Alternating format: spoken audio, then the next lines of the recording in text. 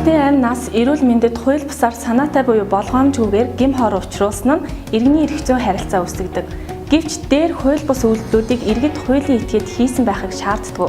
Тухайлбал гэрийн тэжээвэр мэргэжлийн үйл ажиллагааны зүйл болдог бусад амьтны үйлдэл нь бусдад гим хор учруулж болох ба энэ нь иргэний харилцаа үүсгдэг. Бусдын эрүүл мэндэд гим хор учруулсан этгээд нь хохирогчийн хөдөлмөрийн чадвараа алдснаас дутуу авсан цалин хөлс, түүнтэй адилтгах орлого, ийхүү эрүүл мэндэд гим хор учруулсантай холбогдсон гарсан асарч сувилах, нэмэгдэл хоол өгөх, хиймэл эрхтэн хийлгэх, сувилийн газар сувилуулах зэрэг зайлшгүй бүх зардлыг хохирогчид төлөх үүрэгтэй. Гим хор учруулсан үед хохирогч цалин хөлс орлогогүй байсан бол тэрээр хөдөлмөрийн хөлсний доод хэмжээнээс багагүй хэмжээний нөхөн төлбөр шаардах хэрэгтэй.